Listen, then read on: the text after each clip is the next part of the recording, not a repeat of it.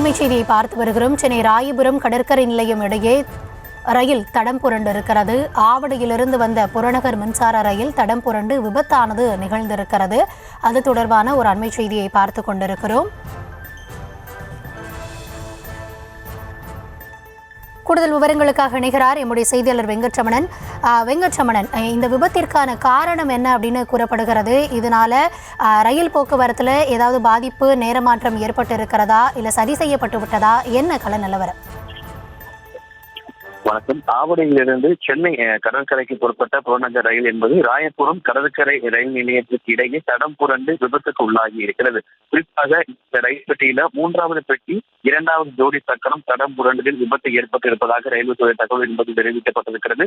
முதற்கட்ட இந்த தடம் புரண்டு ரயில்கள் தடம் புரண்டு விபத்து ஏற்பட்டதில் யாருக்கும் எந்த பாதிப்பும் ஏற்படவில்லை எனவும், தொடர்ந்து தடம் புரண்ட அந்த சக்கரங்களை சரி செய்யும் பணியில் ரயில்வே ஊழியர்கள் ஈடுபட்டு வருவதாக ரயில்வே துறை அதிகாரிகள் முதற்கட்ட தகவலாக தெரிவித்திருக்கிறார்கள். இந்த ரயில் தடம் புரண்டு இருப்பதற்கான இந்த ரயில்கள் தடம் புரண்டு இருப்பதற்கான காரணமாக புறநகர் மின்சார ரயில் சேவைகள் பாதிப்பு, ரயில் சேவை என்பது பாதிப்பு உள்ளாகி இருக்கிறது. தொடர்ந்து தடம் புரண்ட ரயில்களை சரி செய்யும் பணிகளில் ஊழியர்கள் ஈடுபட்டு வருகிறார்கள்.